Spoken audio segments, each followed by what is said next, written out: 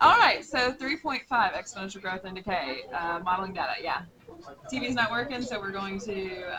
Thank you. We're gonna do this through video. Okay. Um, there are different functions that you can use to model growth and decay, but for these problems we're going to use this. And so we've got just two different representations, basically the same. This just says this is a function of time, and this just says amount equals, but that amount is also a function of time. So this is initial amount, and then this is amount at time t, so whatever that time is. And then you've got k, which is your growth or decay constant. Okay. So then that's the growth or decay constant in combination with the e. So this is kind of like your PERT formula. So our variables are initial amount. Well, actually, that's not a variable. That's going to be something you're going to plug in. Our variables are going to be the growth or decay constant, time, and amount at the end, what it equals. Okay? If k is greater than 0, then it's going to be growth. And if k is less than 0, then it's going to be decay. All right. So the first problem is a set of data. And we've got, let's zoom in on that. The U.S. population in millions for 5 selected years from 1970 through 2010 is given. Find an exponential growth function that models the data for 1970 through 2010, but by what year will the population reach 335 million? So in amount equals initial amount times e to the kt. Obviously 1970 is not the beginning of time, but for the data that we're using, what can happen with that is that for a short amount of time, it can be modeled best with an exponential function. So what you say is, we let this be time equals 0. And so when time equals 0, i.e. It's 1970, the population is 203.3 million. And then 10 years later, 20 years later, 30 years later, 40 years later, it's 308.7 million. Okay, the only way that I'm going to be able to tell the year that it takes to reach 335 million, so 335 million, and we're going to have to find the time, is if I know the initial amount and I know the growth or decay constant, growth constant in this case. So what I'm going to do is I'm going to go ahead and use the fact that times 0, the amount is going to be this, and you can actually work that out. If you said 203.3 equals the initial amount times e to the k times 0. Well, k times 0 is 0, e to the 0 is 1, and so you're left with a naught is 200. Oh, well, there you go. Couldn't even see it.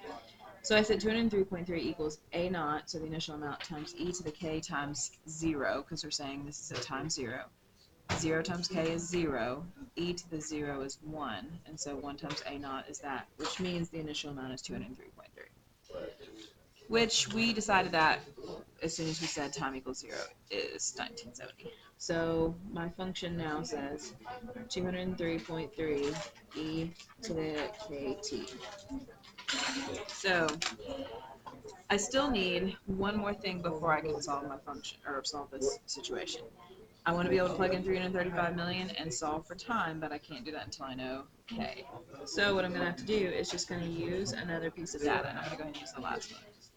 I know that the population is 308.7 million in 2010, which is 40 years later. So I'm going to go ahead and say the amount is 308.7 40 years later. So at this point, it's a matter of solving an exponential equation. Yes, I could type it in y1, y2 and find the answer, but I want us to practice our skills in solving exponential equations, so we're going to do this by hand. Okay, so we've got 308.7. Let's see if that helps folks. Nope, still got the shadow. Okay, I'm going to divide both sides by 203.3. Okay, so I've got 308.7 over 203.3 equals e to the 40k, or k times 40. The reason why I'm not going to type this in the calculator yet is because every time you type things in the calculator and you round, or you, if there were multiple decimals and you only wrote down a couple, it's just not as accurate. So I'm going to wait until the very end before I type it into the answer. So I'm trying to solve for k. It's it's in the power of e, and the inverse of the exponential base e is the log base e, which is natural log. So we're going to take the natural log of both sides. These two simplify out. So I'm left with natural log of 308.7 divided by 203.30 equals 40 times k. So we're trying to solve for k. Last step is divide by 40. Or multiply by 1/40th, but in essence, since I'm just going to type in the calculator, I don't care that I have fraction. Okay, so I'm going to type this in. Now, if you're worried about making sure that it looks the way that it's supposed to, or that you get the exact answer, you can use your fraction shortcut on the calculator. So we can go natural log of, if you want to do alpha y equals, compress that, then you can do 308.7 divided by 203.3. But then you need to make sure you close the parentheses and then divide it by 40. Okay. Well, I didn't type in 40. Okay, and so we get this. So 0.01044. 0.01044 equals k. I know I say 3 decimals, but when I'm using this and it's already a very small decimal, I like to go 5. So my function is now amount equals 203.3 e to the 0.01044 t. According to at least our initial point and our final point, this is a model for that data. I'm not claiming that it's perfect or that it's super accurate, but it is an exponential growth model that will kind of hit those, hopefully get through those points closely enough. So what we're going to do now is we're going to solve for the amount of time it takes to reach 335 million. So 335 equals 203.3 e to the 0.01044 t. And so it's a matter of solving it the same way we just did. Divide by 203.3.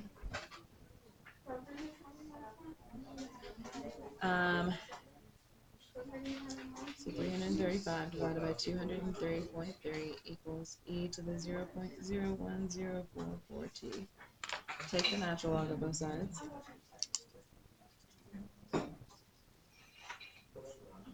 So natural log of 335 divided by 203.3 equals 0.01044 t. And then divide by the constant. 0.01044. 0.01044, and we're going to estimate that to the best of our ability. So, natural log of 335 divided by 203.3, close parentheses, divided by 0.01044, and that is 47.8398, so let's go ahead and say it. If I round to 3 decimals, then that's 840.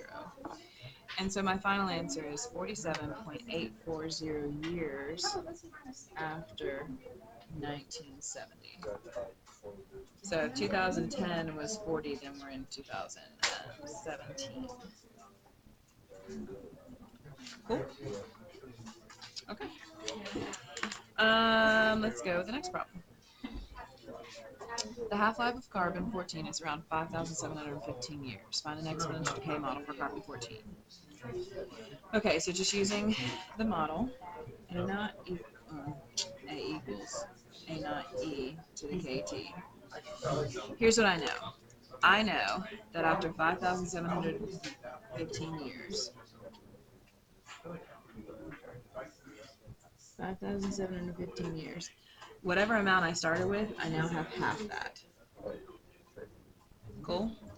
After 5,715 years, whatever amount I started with, I have half that amount. If you are uncomfortable with the general expression, You could just say, let that be a million, and let that be 500,000, and let that be 10, and let that be 5. You know what I mean?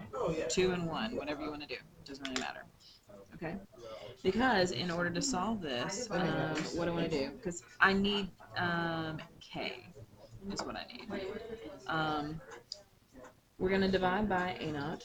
So same process we've done. Sorry, my computer started. We're going to divide by a naught, and a naught divided by a naught simplifies out. So 1/2 equals e to the 5715k. We're going to take the natural log of 1/2. So that takes care of the e, and then we'll divide by 5,715, and that equals k. So the growth constant is natural log of a half divided by 5,715. And for half-life, you can always do that. Natural log of a half divided by the amount of time it takes to decay to half its amount. But natural log of 0.5 divided by, so natural log of 0.5 divided by 5715, and I get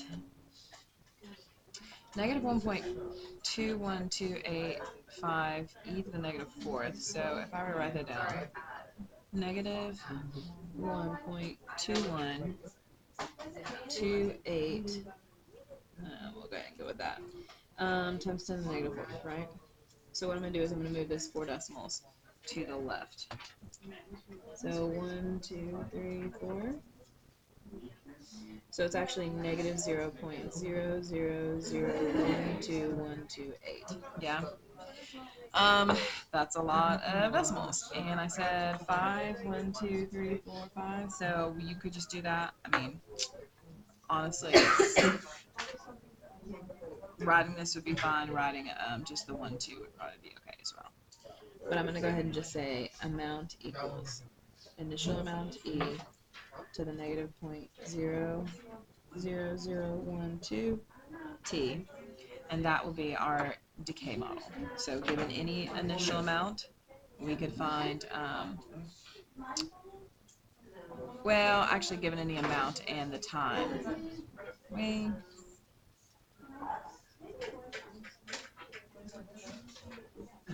yes, given, sorry, my brain is like flipping out of what we're going to do.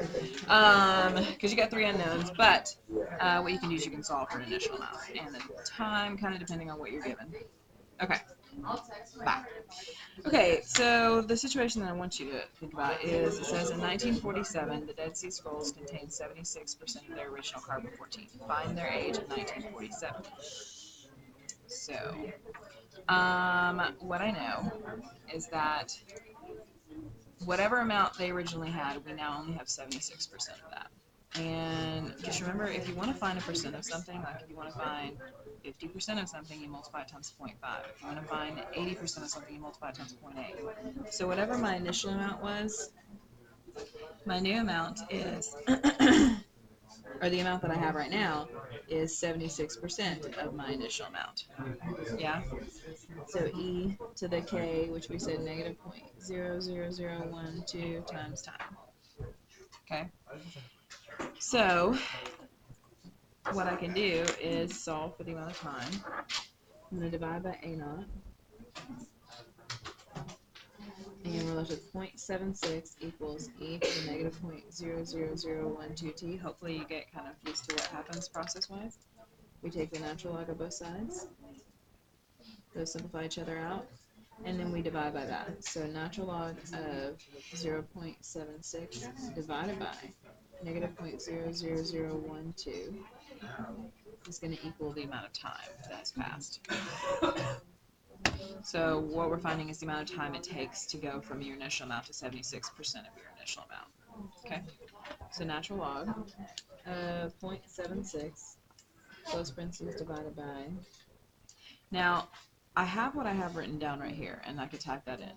So I'm going to show you what happens. So I can type in negative 0.00012. And that's, you know, that's 5 decimals. That's not too shabby as far as accuracy goes. And so that's 2,286.97 or years old. Or what I could do is I could have typed in natural log of 0.76 and then divided by my answer. Just gone up and grabbed that.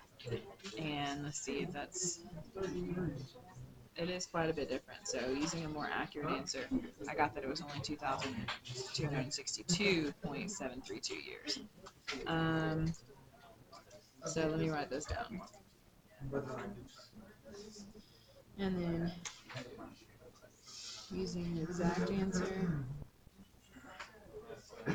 okay, we got 2,262.732. So I know everyone's not going to write down the same thing. If you want to go and stick to the 5 decimal rules, even though I'm going to, you know, if this had been 5 more zeros, I wouldn't have just put 0.00000. So I would have written some more decimals after that. So I can't control how much everyone necessarily writes or what you think is right. But whatever you have on there, that's what I'm going to assume you're going to use, okay? So I'm going to look for either whatever your decimal is, I'm going to use it myself to see if you get the same thing, or the exact value, okay? And then don't forget your unit as far as like what we're finding, it's years old. So that would be the same thing. Okay. So the next thing I want to talk about is a new function.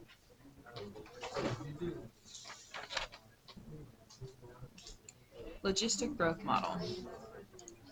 So if you ever wondered like, okay, things can't grow exponentially forever, but they can kind of be modeled by exponential growth for a while, you're absolutely right, because things can explode but then in popularity, but then eventually there's sustainability, right?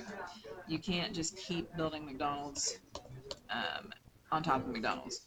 So you can explore a new market and it can explode and increase in a lot of ways, but eventually you reach what they call a carrying capacity, which I'm sure you heard in science. You know what I'm talking about? Just heard you say building McDonald's on top of McDonald's. Yeah, I'm talking about like if you're like if you have something that grows really, like Starbucks started out really small, right? And then it eventually like caught on and then it became huge. And so then Starbucks, like, it could have been modeled by exponential growth, but at the same time, like, well, for you guys, it would look like this, right? Over time, though, I mean, you start saturating the market, and you can't keep building and keep building Starbucks on top of each other. So what happens is it actually kind of levels off, and so exponential growth kind of starting and then leveling off is called a new function. It's called logistic. So, sorry, I was just talking to some people. Okay, so this is the carrying capacity. And you might have heard that in science in terms of like you introduce a predator to an island or family of predators, and so since maybe there were no predators before, and so then they have a bunch of prey and they can grow and they can reproduce, but then after a while, like they can't just keep eating and not be able to sustain that, or they won't be able to sustain that. So there's only a certain amount of population that the island could keep going. Okay, so okay, we got carrying capacity, we got amount, right? So amount at time t. You got B and you got A, and those are kind of entangled with initial amounts and whatnot, and growth and decay. So we'll kind of explore that as we do this. I do want to talk about this though. It says as time increases, what happens to the model? So let's just look at that. You got an amount divided by 1 plus a e to the negative b times time, right? As time increases. So let's just talk about this right here. I'm actually just gonna plug in some numbers and maybe help you see it. So 10 over 1 plus 2 e to the negative. Let's just let b be 1 and then t, right? Okay. I hope you're okay with me rewriting it like this. 10 over 1 plus 2 times 1 over e to the t, because having a negative power puts you in the denominator. Cool? Okay, so let's talk about time increasing. Okay, as time gets larger as time approaches infinity. So let's say time equals 0. E to the 0 is 1. So I've got 10 over 1 plus 2. E to the 0 is 1. 1 divided by 1 is 1. So it's basically 10 thirds. Yeah? Okay. What about when time equals 10? So when time equals 10, then it's 10 over 1 plus 2 times 1 over e to the 10th power. Now, e to the 10th power is not a small number. E to the 10th power is 22,026. So we've got 10 over 1 plus 2 basically divided by 22,000. Yeah? 2 divided by 22,000 is really small. So, like, you have 2 pizzas and 22,000 guests. Nobody's getting any food if you split it evenly. So, this is getting this is really close to 0. So, it's 10 divided by 1 point something, right? I'll go ahead and type that in. 2 divided by that. And then I've got 1 plus that. And then 10 divided by that. Ah, rude. Okay. 10 divided by 1 plus 2 divided by that. I didn't need that last parenthesis anyway. Okay. So that is even just 10 units of time later. It's 9.999, right? So this is 10 thirds, and this is 9.999. If t was 100, then this is just going to get larger and larger and larger, which means this is going to get smaller and smaller and smaller. So what's going to happen is this term right here is going to get closer and closer to 0, right? Because I've got 2 divided by an increasingly large number. And so it really just ends up being 10 over 1 plus basically 0. Yeah? So that just ends up approaching 10. Basically 10, right? So we could say that the limit as t approaches infinity of 10 over 1 plus 2 e to the negative t equals 10. And that is the mathematical reasoning for why this is called the carrying capacity. As time gets larger and larger, and it didn't even take very long before we were at 9.999, right? As time increases, you reach the maximum amount that the model will be able to get to, okay? Which is why what I was talking about, some people are wondering what I was talking about a second ago, so I was talking to them. You got the beginning kind of looks exponential. So you got an initial amount, and then it grows, and it's like, oh, it gets, this is gonna be big. And then all of a sudden it reaches a point where that's the maximum rate at which it can grow, and so it still grows, but it actually starts decreasing. So it grows at a decreasing rate, and then it reaches its carrying capacity, and so you might have a little growth here and there, but it reaches a limit, and that limit is the carrying capacity. Okay? So now technically over here what's going to happen is, I shouldn't have curved it so much like that. It will, the actual function will keep on going towards 0. But when we're talking about actual situations, then you have a start time, right, and a start amount. But anyway, so logistic models are actually really useful. Okay. So the function 30,000 over 1 plus 200 e to the negative 1.5 t describes the number of people who have become ill with influenza T weeks after its initial outbreak in a town with 30,000 inhabitants.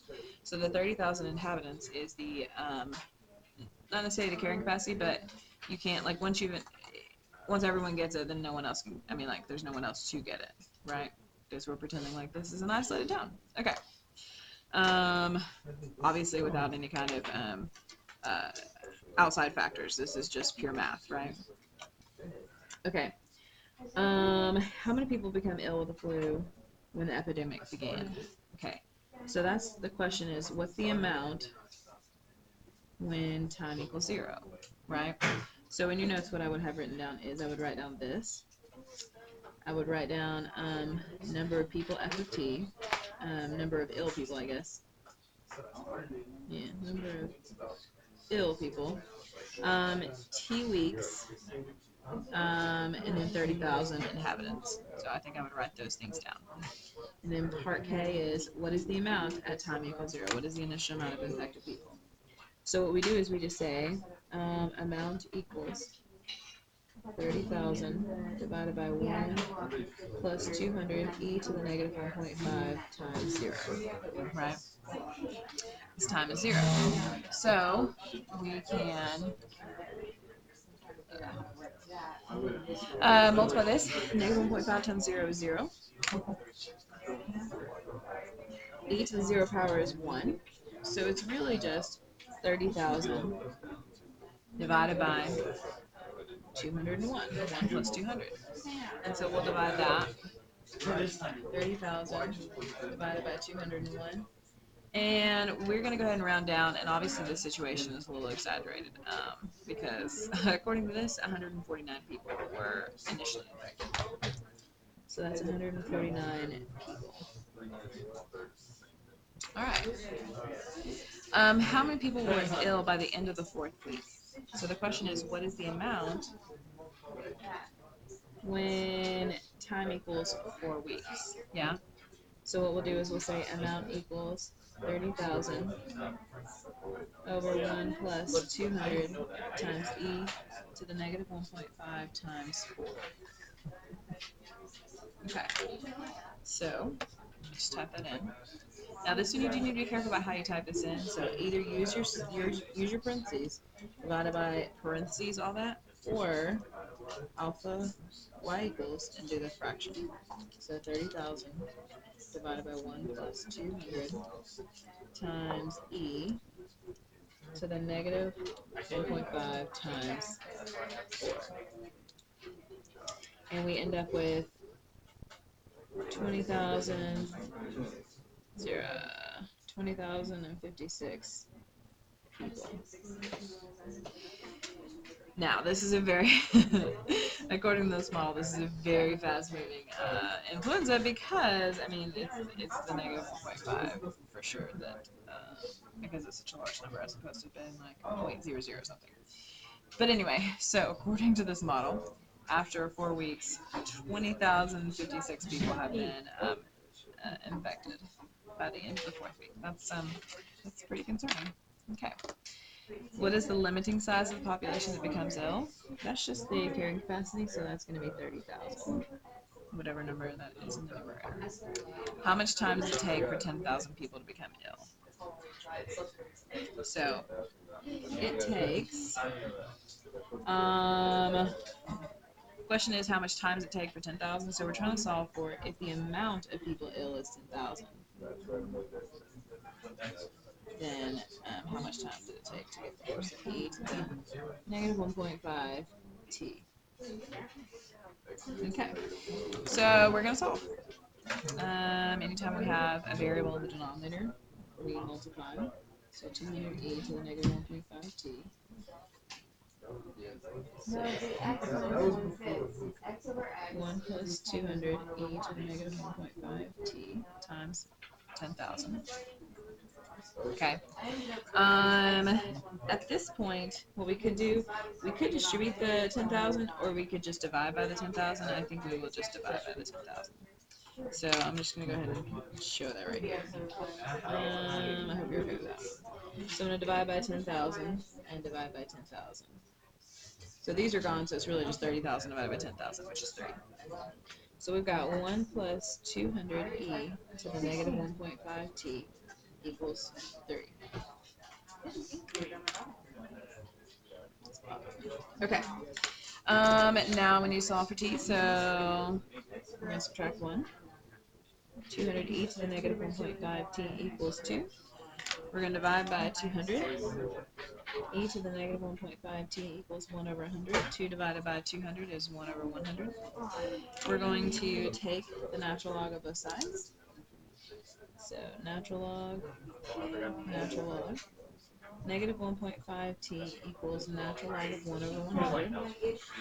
And then we're going to divide by negative 1.5. So my answer is going to be, well, what I'm going to use for my answer. Natural log of 1 over 100 divided by negative 1.5. And that is going to be natural log of 1 divided by 100 divided by negative 3.070. So 3.070, we're finding the amount of time, and time is in weeks after the initial outbreak, so weeks after the initial outbreak.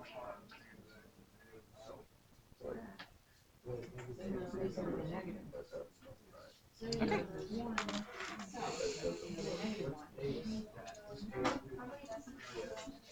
The next thing we're going to do is we're going to talk about Newton's law of cooling. Okay, so you want to write down Newton's law of cooling. And then you're going to want to write down the formula, and then you're going to want to write down what the variables stand for, okay? So the temperature of a heated object increases exponentially over time toward the temperature of the surrounding medium, which makes sense. You put a really cold item into a warm room, it's eventually going to reach the temperature of the room. Okay. The temperature T of a heated object at time T is given by. So capital T stands for temperature. Lowercase t stands for time. Where C is the constant temperature of the surrounding medium. Okay, so we're going to write down C is the temp of medium. So the medium being the room, or you put something into the refrigerator, or you put something into the oven. It's gonna approach that medium's temperature. And then T naught is obviously the initial temperature. Initial temp. And then K is a negative constant that is associated with the cooling object. So we've got the growth and decay constant. So although we were talking about Newton's law of cooling, so we're talking about something cooling off. So I guess my example of something being cold put in a hot room is not what we're looking at. We're talking about something hot being placed in a cooler temperature. Okay. So decay constant.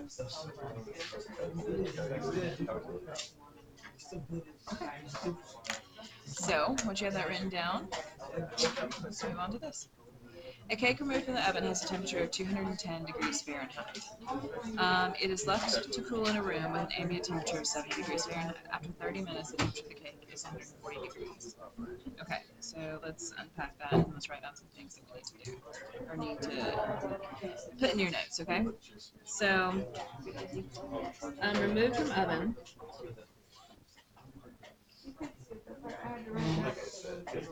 At 210 degrees Fahrenheit.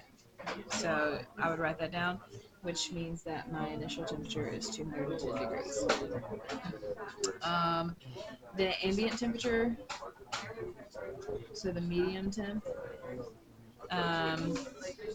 the temperature of the room equals 70 degrees Fahrenheit, so that is the C.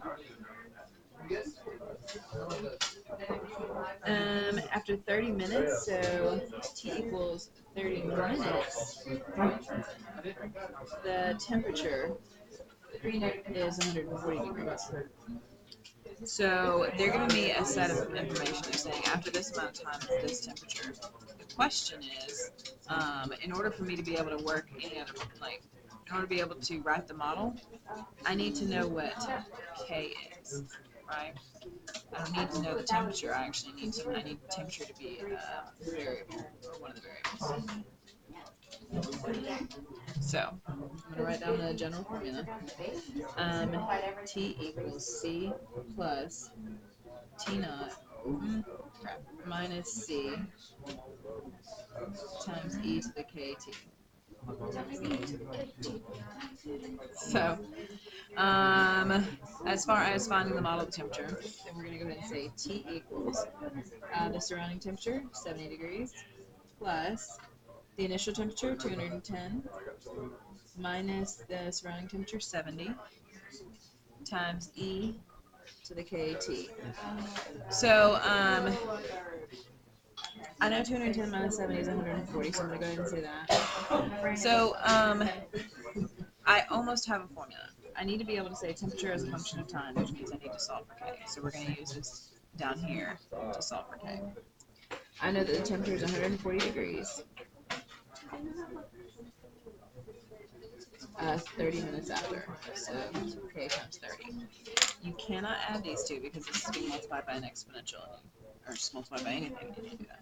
Okay, so we're going to solve this exponential equation. We're going to subtract 70 and get 70 equals 140 e to the 30k. We're going to divide by 140 and get a half. We're going to take the natural log of both sides, so the natural log of a half equals 30k. And then we're going to divide by 30. So natural log of a half equals divided by 30 equals k. Alright, so natural log of 0.5 plus parentheses divided by 30 is negative 0.02310. Okay, so my answer to what the model is now going to be, so for part A, if I let that be part A, temperature equals 70 plus 140 e to the negative 0.02310 t. That is a model for the temperature at any time t. Part B. What is the temperature of the cake after 40 minutes? So this is just basically what is t when time is 40 minutes. So we're just going to take the formula and we're going to type in 40. Okay. Obviously, if you use the exact amount, if you use this in your calculator, you're going to get a more accurate amount. I'm going to go ahead and just use the amount that I wrote down. So 70 plus 140 times e to the negative 0.02310 times 40. And I get 125.570 degrees Fahrenheit. So it is that temperature after 40 minutes. Okay. And then part C, that last part. When will the temperature of the cake be 90 degrees Fahrenheit? So what we're going to do is now we're saying if the temperature is 90 degrees, how long does it take to get there? Doesn't really make sense to the question, but how long does it take to get to 90 degrees? So same process as what we just did right here. We're going to subtract 70 and get 20. We're going to divide by 140.